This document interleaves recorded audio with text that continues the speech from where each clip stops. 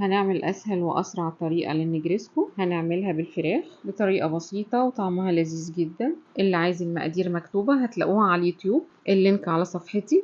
وفي طاسة على النار فيها زيت هننزل بالفراخ المخلية متقطعة مكعبات بعد ما غسلناها كويس، وعليها معلقة بهارات صغيرة ومعلقة فلفل صغيرة، وعليها معلقة ملح، وعليها معلقة بابريكا صغيرة، وهنشوحهم على النار ونسيبها لحد ما تستوي.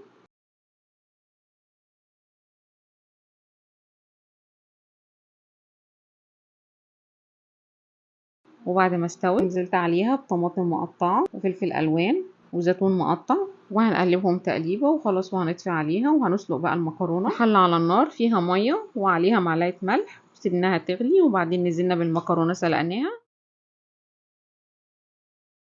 وانا سلقتها نص سوا وهتكمل سواها في الفرن.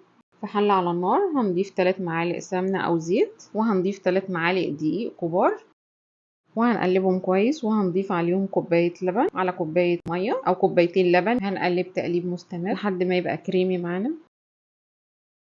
ولو البشاميل تقيل ممكن نخففه بكوباية شوربة او كوباية لبن. والمكرونة بعد ما اتسلقت ضفنا عليها معلقتين زيت ونزلنا عليهم بالفراخ اللي احنا عملناها، وهنقلبهم كلهم مع بعض كويس.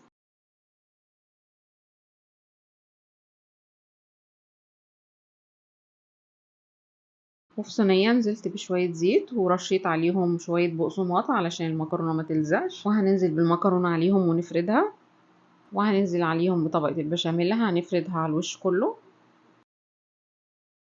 وهنفرد على الوش طبقة موتزاريلا، ودي اختياري اللي حابب تديها لون حلو في الفرن. وهندخلها الفرن لحد ما تستوي.